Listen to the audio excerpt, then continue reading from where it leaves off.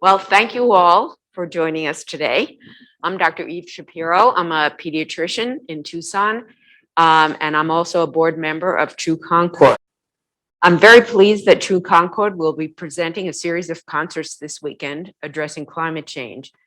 This panel brings together the artists involved in creating and bringing to fruition this musical composition, as well as scientists involved in work on climate change. We appreciate the participation of our panelists and hope that after hearing this talk, you will all decide to come to one of our concerts. Climate change is one of the greatest threats our planet faces. Scientists have been working to define the risks and possible mitigation efforts for many years now, but people aren't always listening. In fact, anti-science bias has been increasing in recent years, as evidenced by the response to the COVID virus and vaccine efforts. In most mass movements, like the civil rights movement, people have been at the forefront of efforts to change the current system, with politicians following behind. So how do we mobilize more people? Do the arts have a role? If so, how do science and the arts work collaboratively in this effort? So I'll have each panelist introduce themselves and speak for several minutes, and then we'll open it up to a general discussion. There are also several excellent questions submitted by people that we will try to address as well. Some will be incorporated in the talks that the panelists give, but I may ask some questions as well at the end. So, Eric, take it away. Thank you, Eve. It's a pleasure to be a part of this panel, the distinguished panel.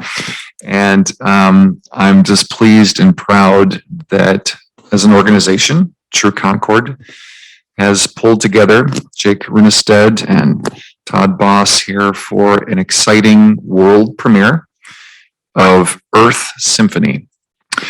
I'm the founding music director of True Concord, so I've been around from the very beginning of True Concord. We're in our 18th season. And we perform works, the great masterworks of Western art, stretching back to Mozart and Bach and even before that. But we're also committed to creating new works. We've commissioned several works over the past several years on various topics. And first encountered Jake's works years ago. We've performed several of his shorter compositions. And then about 3 years ago, we performed his Dreams of the Fallen, an important piece that talks about the horrors of war from a first-person perspective. A poet who served in the Iraq War and the Afghanistan War and telling about his experiences, a poignant piece really resonated with our performers and with our audiences. And Jake's skill as a composer was compelling, is compelling. And so Jake and I started talking about a new project that resulted in this Earth Symphony. And so we'll have Jake talk more about the piece, and we have both the composer and the poet, which is just a thrill to have the two creators of this work here and to talk about the genesis of the piece and the real meaning behind it. Thanks, Eric. I'm Todd Boss. I'm the poet aforementioned, and this is Jake, the collaborator, composer on the project. My background is as a poet. I have my MFA in poetry. And my fourth book came out last week from W.W. Norton and Company. It's a book that talks a lot about my nomadic travels as a nomad. About 4 years ago, I quit my lease, gave up all my belongings, and have been traveling ever since with just 2 suitcases to my name. I have a varied creative practice. I write poetry, but I also write texts for various composers, Jake most predominantly. And I have a practice as an installation artist. I do projections, large-scale installations, and host happenings in public spaces. a lot of kind of placemaking work in the arts. I also run a film company called Motion Poems, turns contemporary poems into short films. I think I have a lot to say on this topic, but in the interest of getting us all to the microphone, I'll pass it on. Sure. Thanks, Todd. I'm Jake Runestad, the composer of Earth Symphony. And I have a very musical background, very musical family in which I grew up. And since I was a kid, I've just been exploring with sound, creating little piano pieces really early on, and then a lot of terrible love songs in high school and middle school. And then began to notate music on sheet music for other people to perform, and just fell in love with that. So I've been dedicated to creating music ever since then. Also, when I was younger, my parents really encouraged us to participate in service to others in some way. If there was a family that needed help, and we'd bring them a meal, or we would volunteer at various efforts. So when I then really began to focus on composition, I realized that I could bridge those two worlds and see how can I serve others through this music. And it's not necessarily just the statement of the music itself, but the way that we engage with a theme, the way that we can have conversations about the words, if it's a sung piece, or the nature of the piece in general. And so I've started to really dedicate a lot of my creative output to those kinds of issues. So Dreams of the Fallen, and talking about what it's like and how we can support those who have experienced war and returned. I've written music about depression and suicide and mental illness. I've written music about race issues. I've written music about women's rights, various things. And I think, I don't necessarily have the answer to all of these things, but my hope is that the art creates conversation and helps us to think about these issues and talk about these issues. So maybe it's a catalyst for change, and that's my hope. It's been a joy to work with Todd on various projects. This is our 9th collaboration together. And so that's a little bit about the work that I do. Thank you.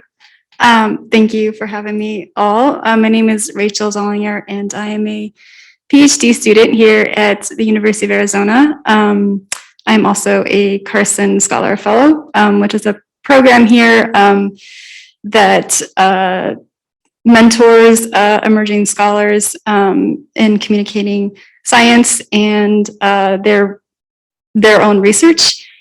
So I study art education and science education, in particular, kind of how those two come together in children's environmental education.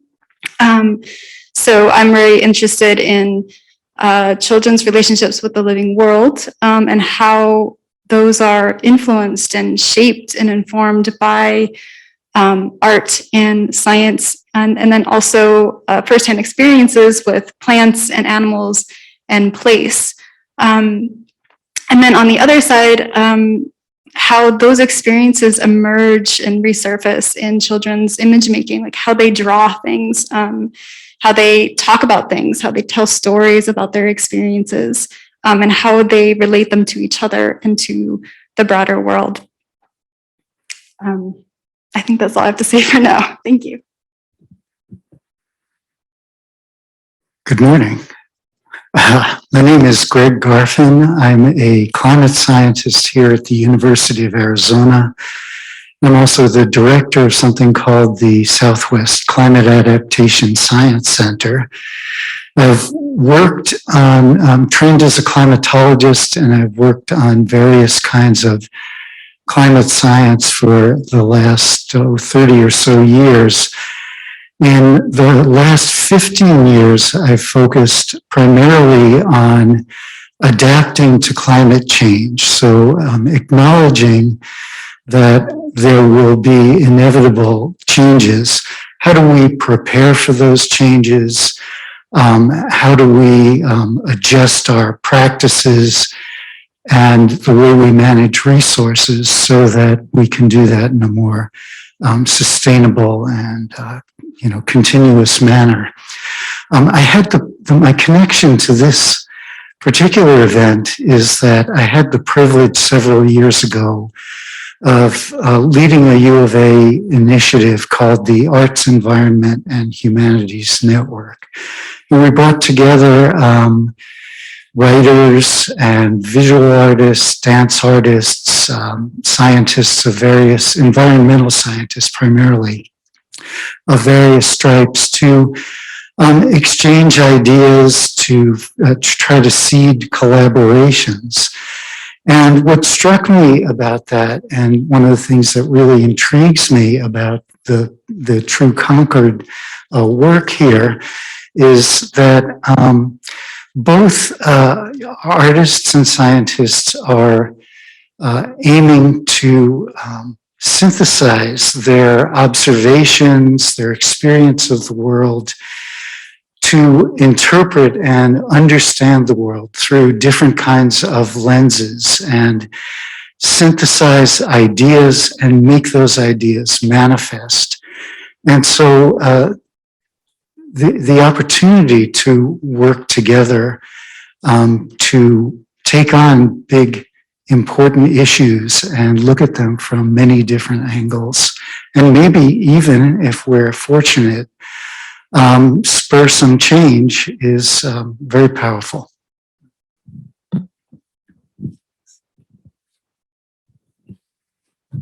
So let me ask, to the point that Greg made, how do the arts and science collaborate? And how did you come about deciding to have this as the topic for this particular piece of music? Sure, I'll start with that, and then I'd love to hear from all of you. So when Eric and I were discussing creating a new work, it was pretty open-ended. We had talked about it would be chorus and orchestra, it's pretty long work, significant work. And so immediately in my mind goes to, that's a lot of people on stage. That's a lot of people coming together around something important. So I think it needs to be an important topic statement that we can engage with and maybe grapple with.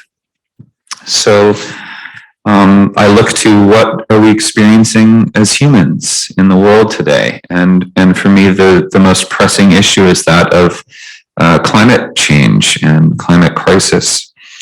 And so I thought that was the direction I wanted to go with the piece. And so the next question is, well, what do we say about it? What words are the choir going to sing?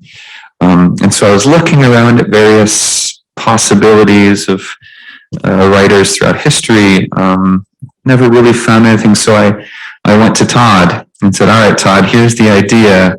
How can we find our way into this? And through our conversations, we arrived at the idea of giving voice to Mother Nature, this trope of Mother Nature. And how can we maybe create empathy for the earth through that? We all are very, very much familiar with the concept of a mother, and we all have had a mother. And I think that for us, that was a beautiful way to connect to that and hopefully foster that empathy, that compassion to approach the topic. Anything to add, Todd? Yeah, it occurs to me there's kind of a through line with another piece of mine, an installation project that I did on a pedestrian bridge in downtown Minneapolis that crosses over the Mississippi River. You might remember this, Jake. Very simple happening that we hosted, a friend and I. Was a rogue project. We didn't get permission from the city to do this. We tied a rope on the railing and put a bucket at the end of it and allowed people who were passing by the bridge to throw the bucket over into the Mississippi River and pull up a bucket full of river water and do what they chose with it, splash it around or throw it back in.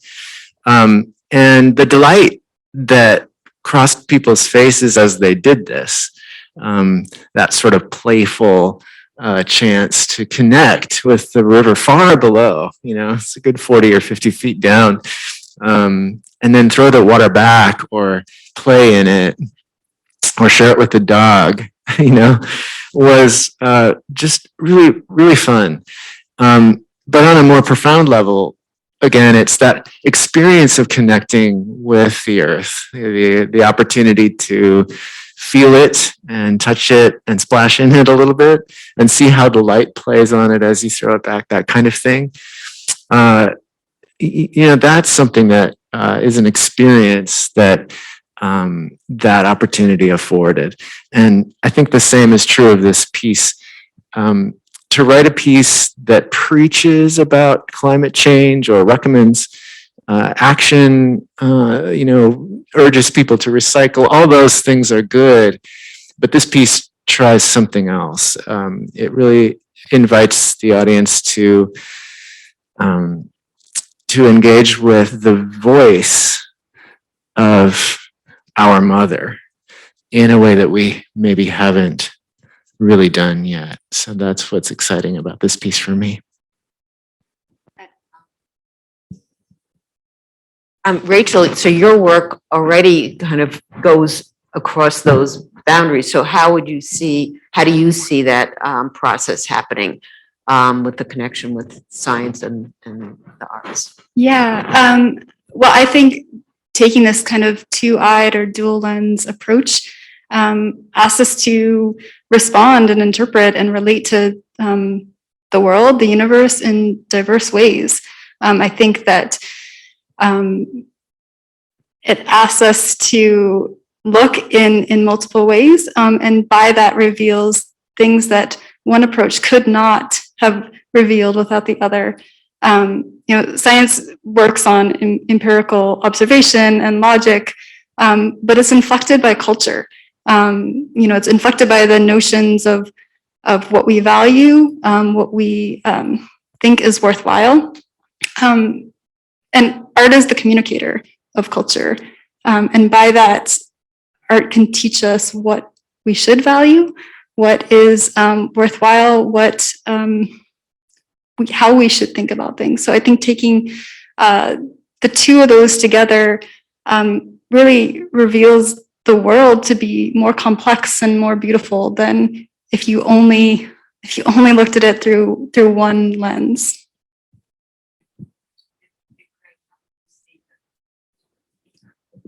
How do you see the scientific community at kind of attitudes or acceptance of this more collaborative approach? That's a great question. I think that, those who are so inclined, welcome collaboration with open arms, because, again, there are such different ways of looking at the world. And sometimes, given a very strict kind of training, even though you can be creative within that particular type of training, you get accustomed to looking at things a certain way, and collaborating with people from other disciplines and who bring other perspectives also, brings an aspect of novelty and can point you to something that you just have to turn your head the tiniest bit and say, oh, I never thought of it that way. And so it enlivens the creative process. We had a few comments that said, well, I go to a concert or something, art event, to escape from the kind of current issues of the day. How would you all respond to that? Well, music and art can serve many purposes, right? I mean, certainly it can be an escape. I think of going to the movies as an escape sometimes. But I think art and music can tell stories, and stories that inform, stories that certainly can entertain.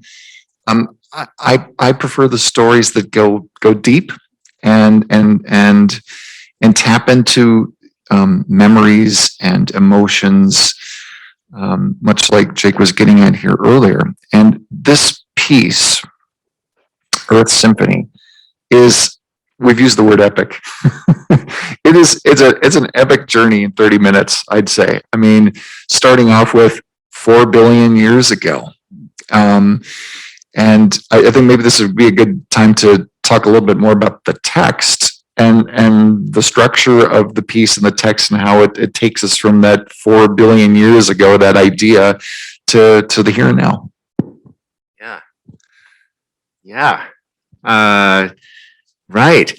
It was one thing to imagine, as I said earlier, kind of focusing on this present moment and our relationship with Mother Earth as it exists today.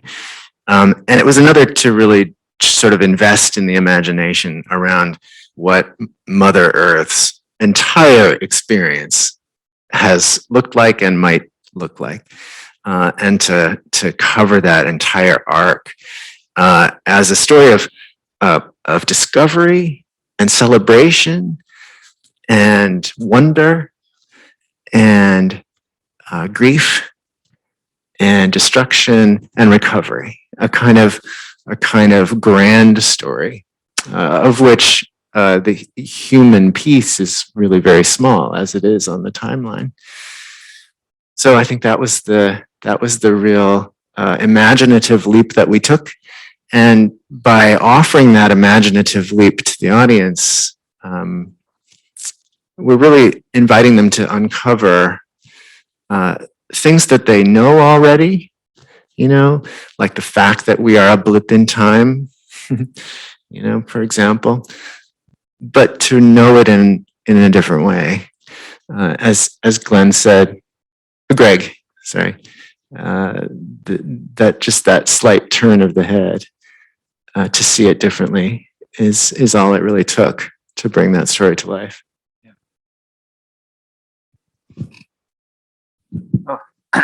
Not too much to add to that. In response to the first question, I think that when experiencing art, each viewer, each experiencer has the choice of how they want to engage with it, at what depth they want to engage with it. And I think that, someone can come and hear this piece and say, oh, that was quite the sweeping journey, or they could dig a little more deeply, and that might cause them to ask more questions or think about things in a new way. And I think that's one of the beautiful things about art, is we can choose how we engage with it. I think as artists, our hope is that everyone goes all the way and engages fully with it, of course, because we spend a long time working on these things.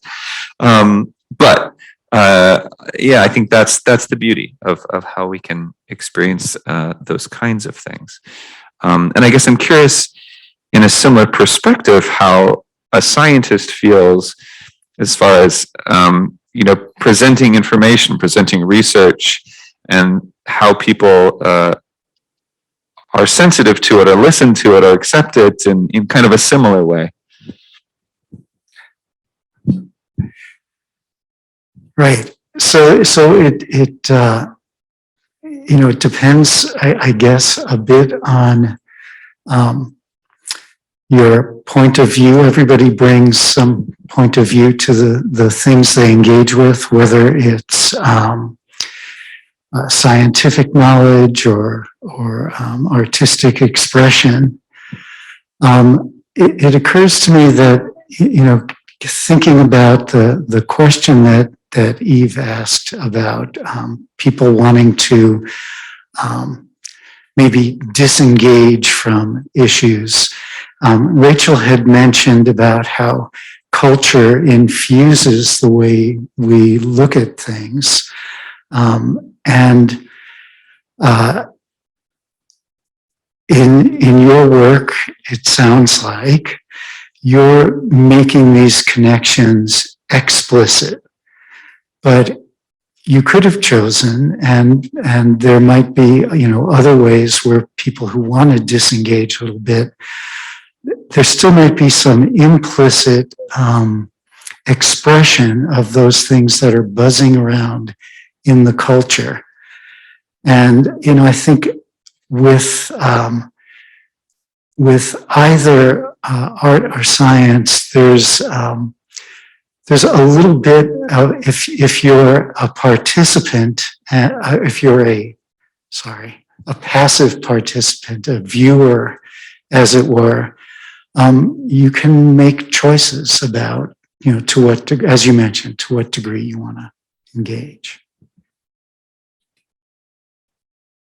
I also wanted to ask, what would you want the listener to feel or to do after? I mean, is there something that we would want to happen as a result of their experience in this piece of music?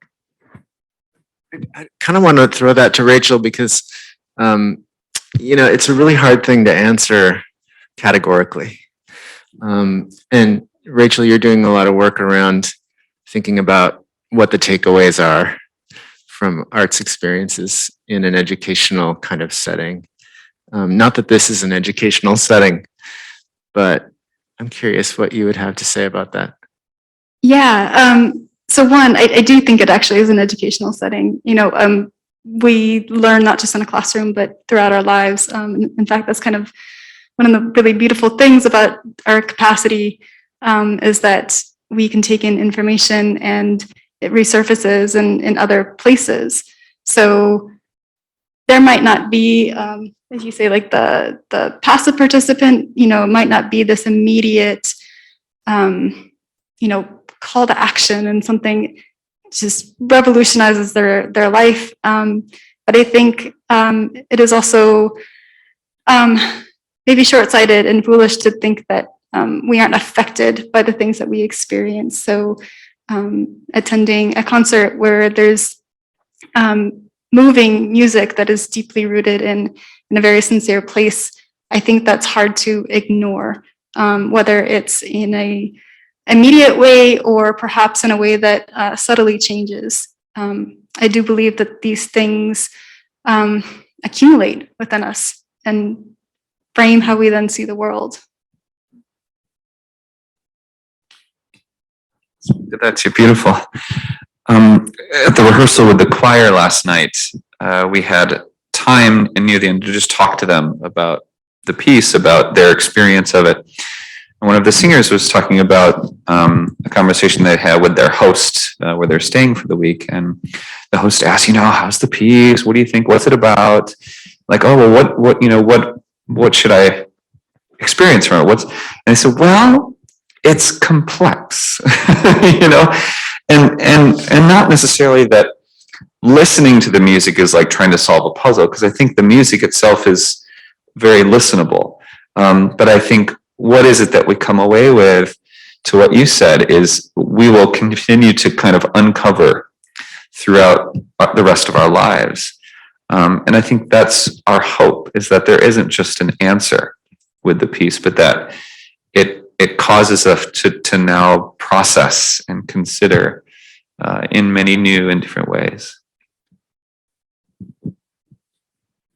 Greg, did you want to make any?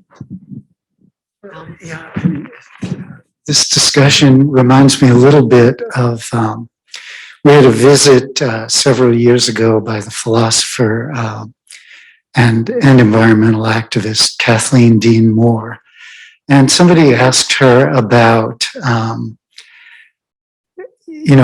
how her work,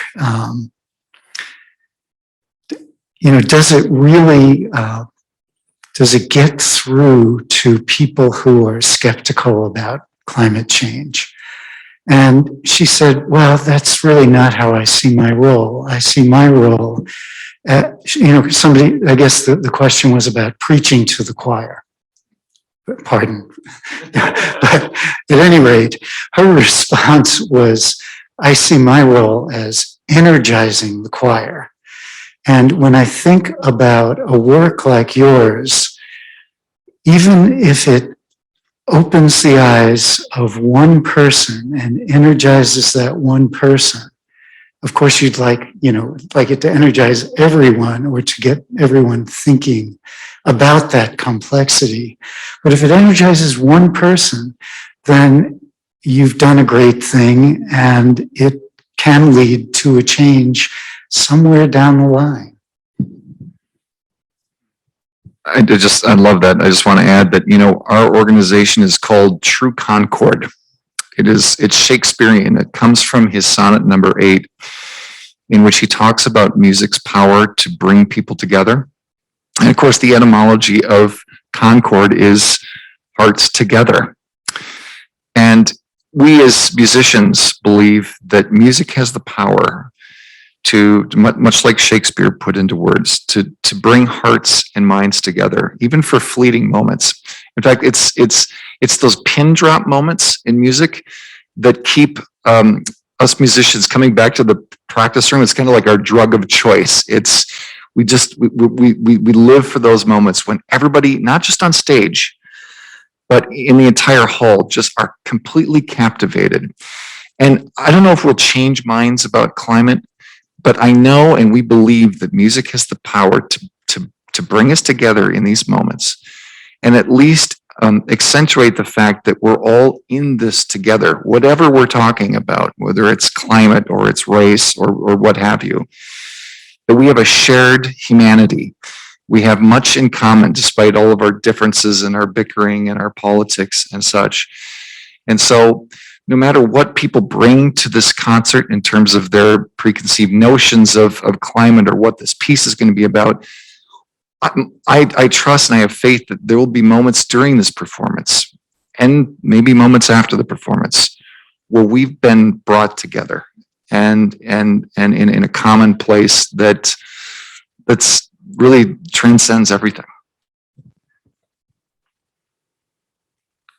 Several of the other questions were about what people could do if they wanted to get more involved in this issue. So would you guys want to put in a plug for what the university is doing and how people might engage with things that are happening here?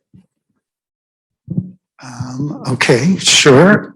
So the university has a long tradition as both a land grant institution and as an institution of higher learning of engaging with the community, the broader community within the state of Arizona and the global community.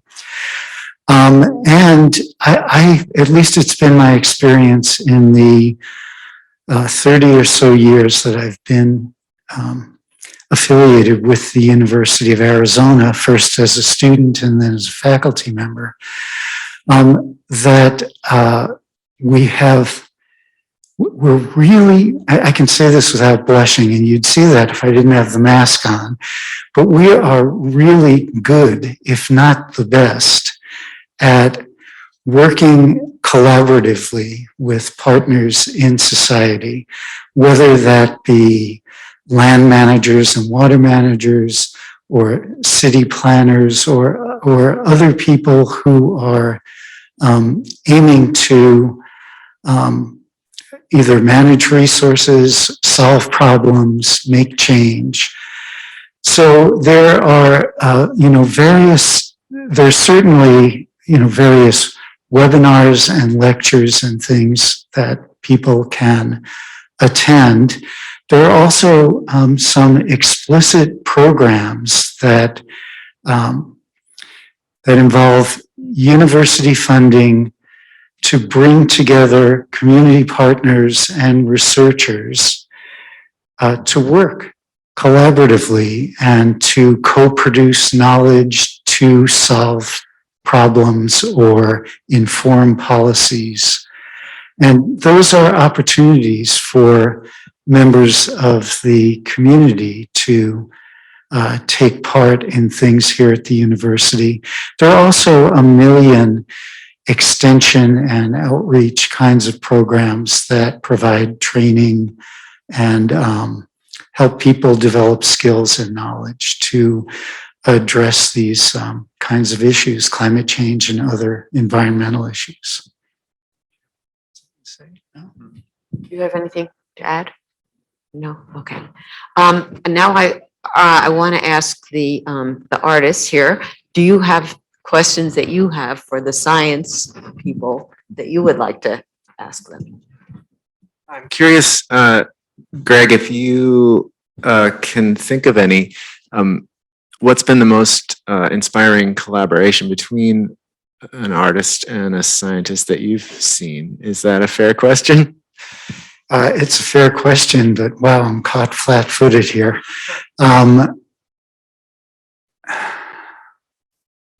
I should have something right at my fingertips. Think about it and chime in later, maybe. Okay. There's actually a really beautiful exhibition at the Center for Creative Photography right now. That's a collaboration between the Tree Ring Lab, that's just over here, and a lot of different artists. So if you get a chance, you should go see it. So that's on right now. Mm-hmm.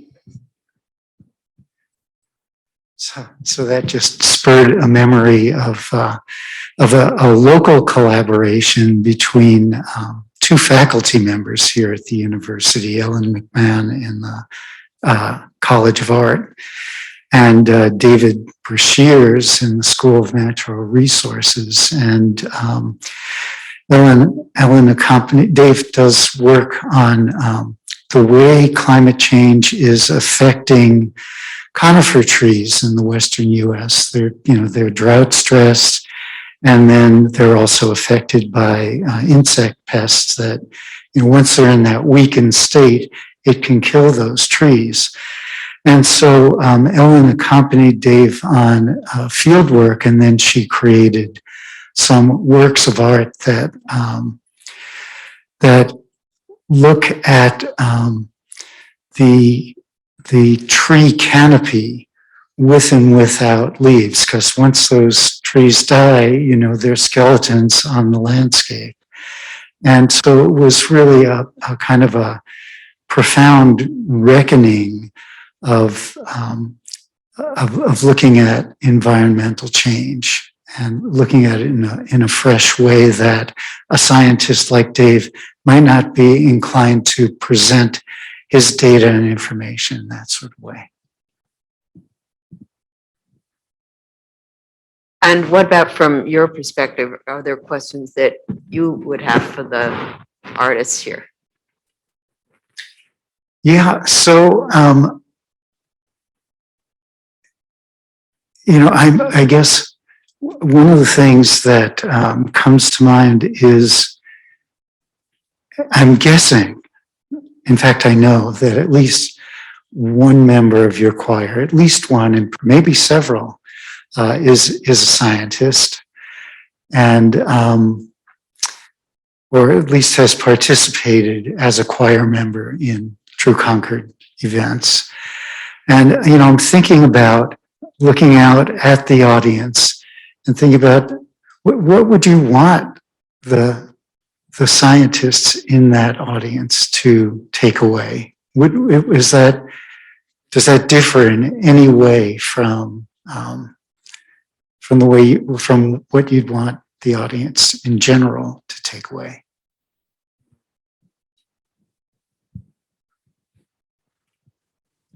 Well, True Concord is Tucson's professional chamber choir and orchestra. We're all professional musicians. We've had people from all walks of life be involved in various ways. We've got Dr. Eve here on our board, who's a lover of arts, and she's been just a rock solid counselor to us, particularly in these COVID times. We had a board member who was a faculty here at the U of A, David Galbraith, who also sang with us. I'm always amazed. I tend to feel like I live under a rock. I'm just so busy doing my thing, and especially in getting True Concord off the ground and sort of living and breathing it. I kid with my wife that it was my first kid. It's my first child. And now we have a 10-year-old, but I like to say I don't get out much. I'm always impressed though with scientists that I meet. They seem to know way more about art than I know about science. And I've always admired that. And maybe it's pointed out for me that I'm not as well-rounded as I'd like to be or should be. But I do love the fact that we've got, scientists and accountants and lawyers and all kinds of people from all kinds of backgrounds involved in what we do in some way, shape, or form. And to me, that goes back to the power of art. I think, again, as I was saying earlier, art and music has the ability to bring people together of all kinds of backgrounds. I've never felt ever in any interaction with a scientist of any stripe that they've looked down on what we do as inferior to the sciences or anything. In fact, I think sometimes artists can be snooty. We have prima donnas in our business. But I guess my hope is that, again, we just realize through the beauty of this music, the compelling message of Todd's words, that we're all in this together, no matter what we do for a living.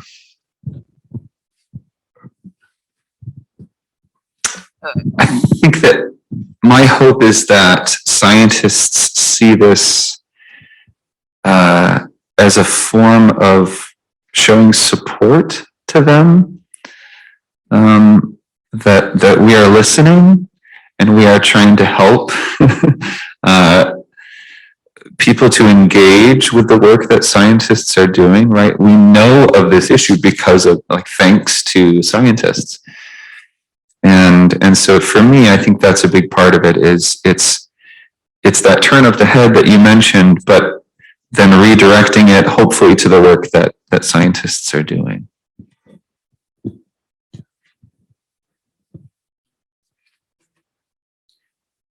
I actually do have a question. And this is more of like arts in general.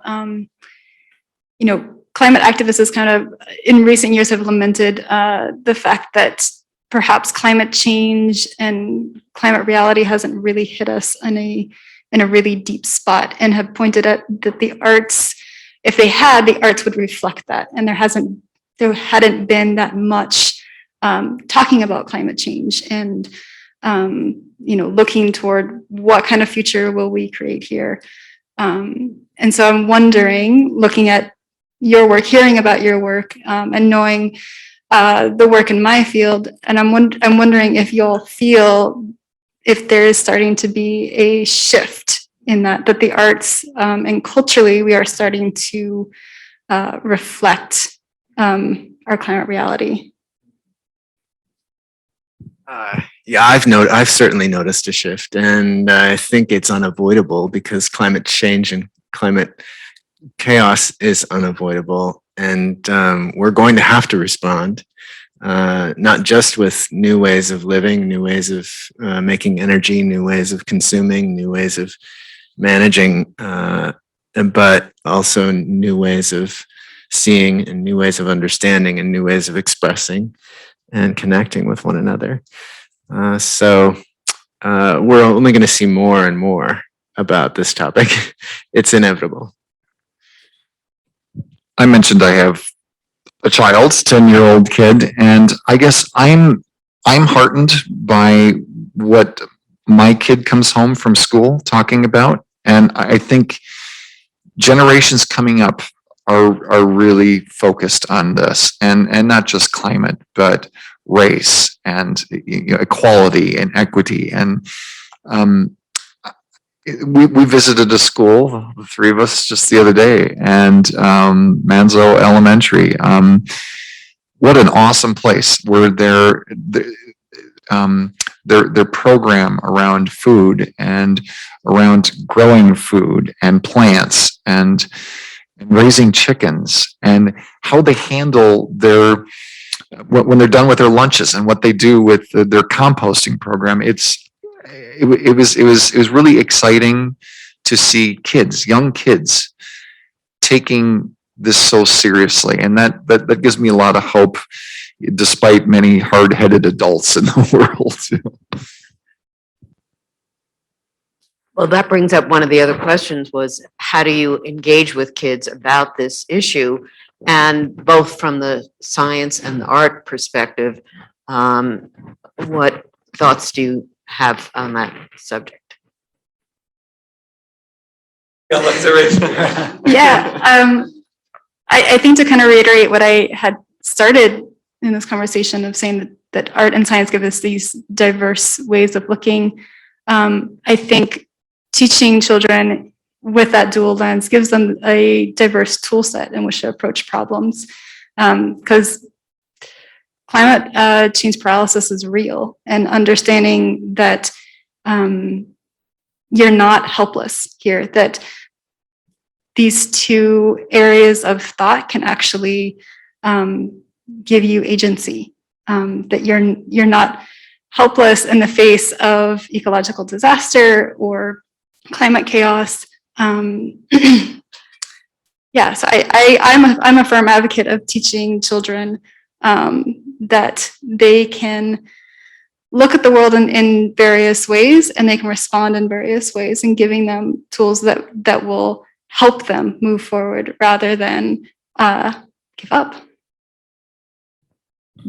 As a pediatrician, I want to say I agree with you 100%. And I think to help kids see that there are things, mental health issues have gotten just explosive over the last few years with COVID and climate issues and some of the other issues we're facing. And to give kids tools of how to be effective and approach problems, I think is really the best way to help kids out of that. And so are there other things that other arts organizations are doing to engage young people? I shared a story with the choir last night. My children attended a Waldorf school in Minnesota where the kindergartners get visited by Mother Nature. She's a little old lady with a bonnet and aprons, and she comes into a classroom unannounced. She says nothing during her visit, but she gives each child a daffodil bulb wrapped in silk that she sort of entrusts to each child, looks them in the eye, pats them on the head, one by one, and then leaves without a word. And the children later discover what is inside their silk, and they go out and plant them. And they forget all about them until the spring when those daffodils come up, and they remember their relationship with Mother Nature, even though it was a pantomime, even though it was a bit of theater. And I think that speaks to this question a little bit, that even gifting children with a little magic is a tool for helping them navigate a frightening world.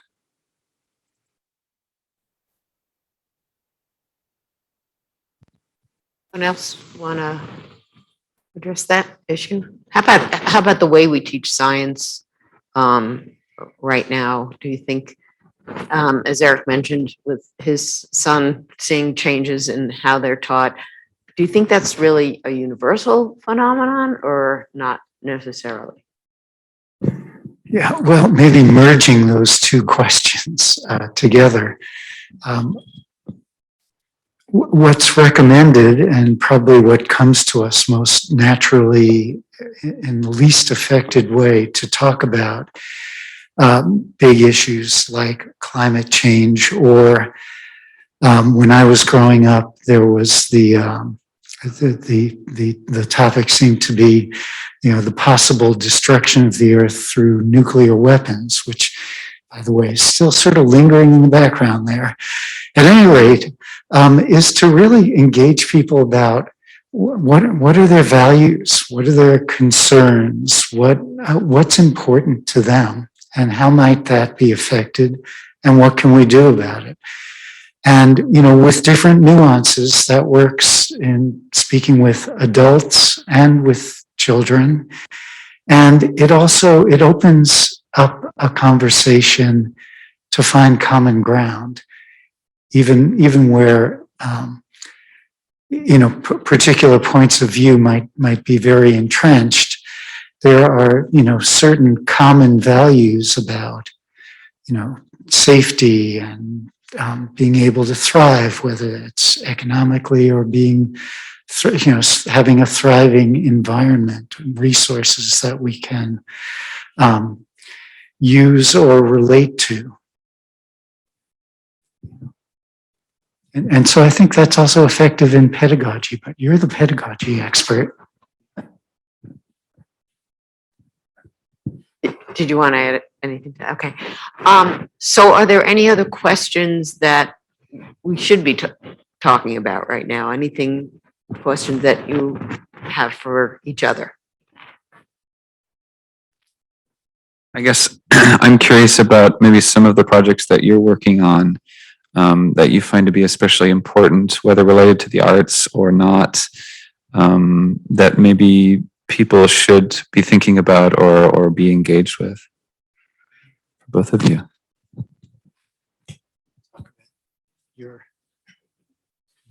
Go ahead. Okay. Yeah, sure. So, so I can tell you about a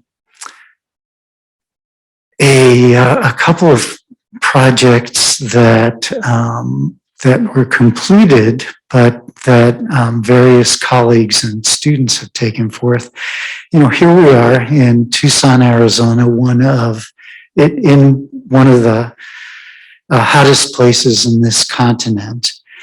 And, among other large cities that are facing the prospect of a combination of the effects of global climate change, elevating the kind of the background temperatures that we experience, but also because we've replaced the vegetated natural environment with a built environment.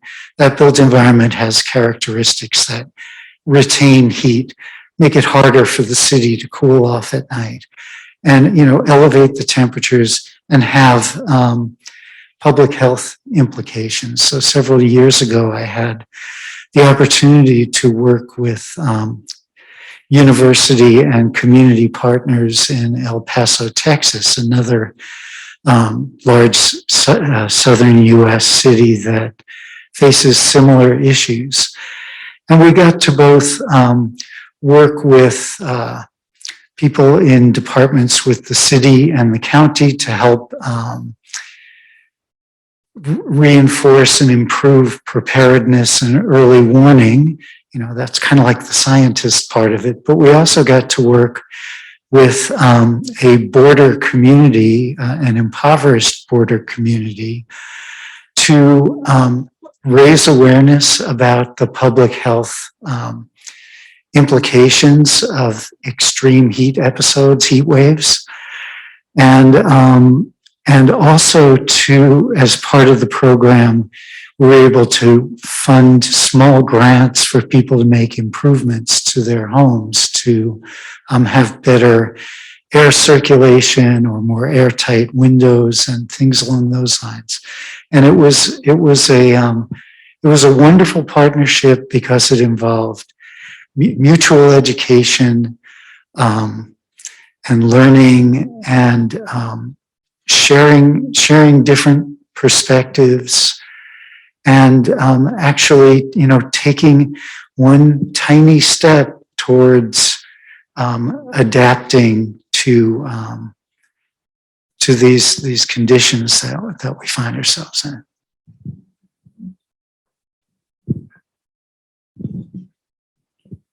I don't have specific programs to talk about, but I would like to talk about things that I would like to see, which is connection to local and backyard ecologies. Oftentimes, nature is framed as something that's out there, and this is not so persistent here in Tucson, but in a lot of spaces that not paying attention to the very things that are literally beneath our feet, and how incredible they are, and how thinking about how we relate to them. The other thing is intergenerational learning. As you said, your 10-year-old is better prepared for the future than perhaps the adults are. However, we need everybody involved. So initiatives and programs and just efforts that involve not just children, not just adults, but them together so that we can all learn together and learn from each other.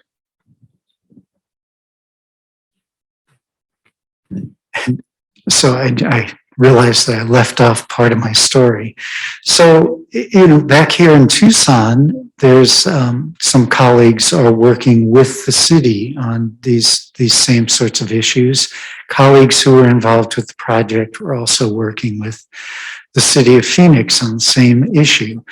In Phoenix, just this last year, they created a new position in city government for a heat resilience officer. So they actually have somebody devoting their time to this issue, to working with communities to reduce their risks, or, again, to better prepare for change, and also perhaps to link that with the root causes of climate change, of human-caused climate change, with carbon emissions. And then I see here in the city of Tucson, which is in the process of working on a climate action plan, but there are some leading edge initiatives, including planting more native trees to reduce, to provide shade and reduce temperatures, but also to have a more aesthetically pleasing landscape, and initiatives on solar energy, as well as there was some other connection I was going to make there, but okay, good enough.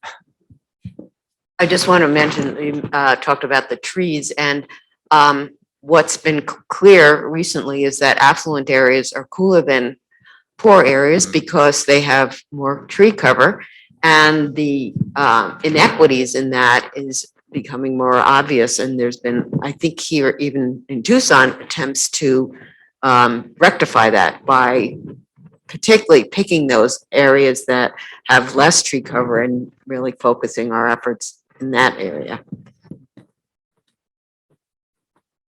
I have one more question for both of you. If you have suggestions for us as artists in how we might move forward in helpful ways to the science community or the arts community, any suggestions, as we continue to do our work?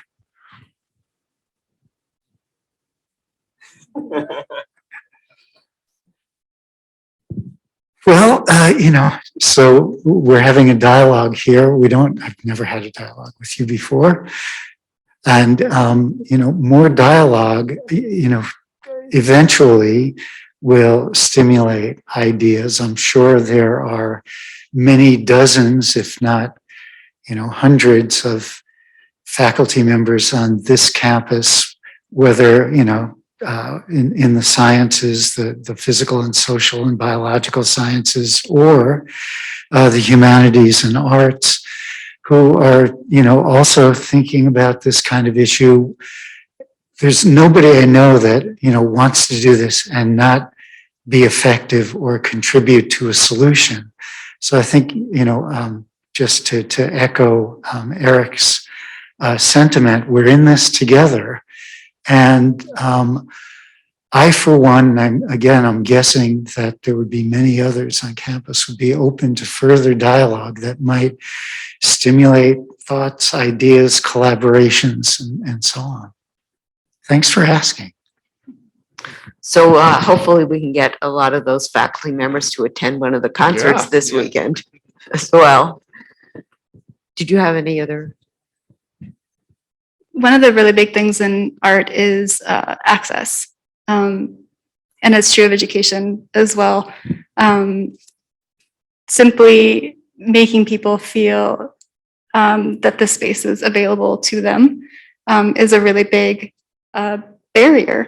And the fact that something's being held at an elite university as well, a lot of people just don't see that this kind of a event, this kind of a program is for them. So finding ways that art cannot be just cordoned off in museums or in concert halls, but rather for the people with where the people are, rather than asking people to come to you in an elite space, rather figure out ways that you can go to the people where they feel comfortable.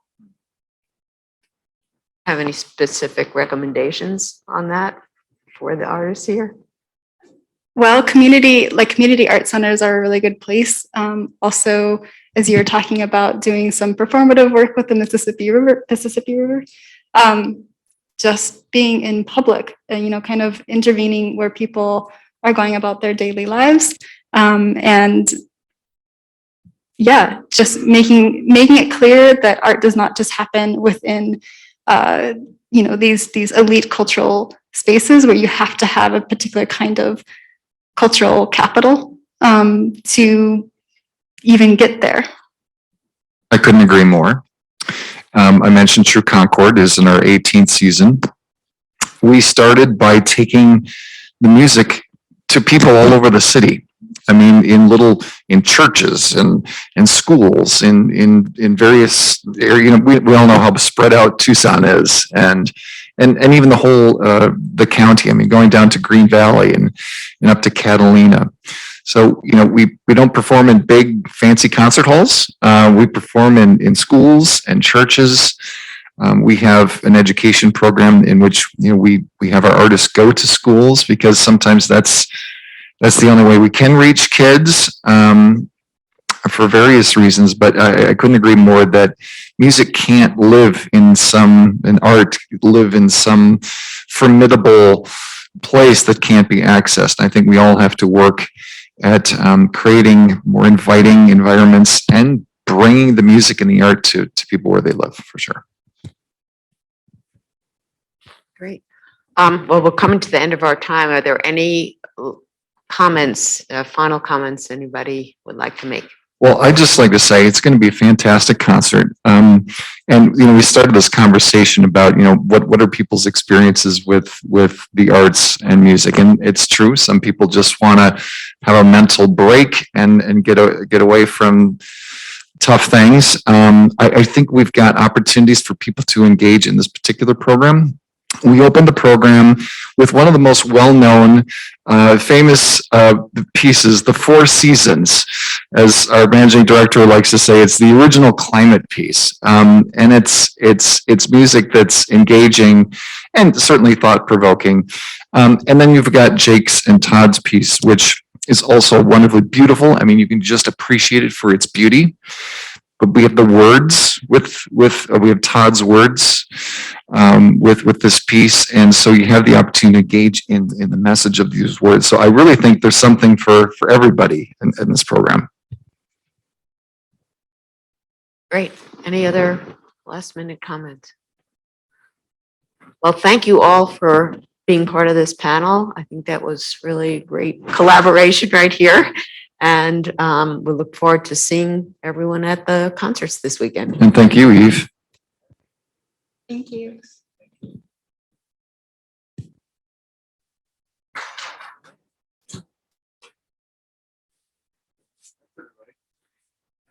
You get to meet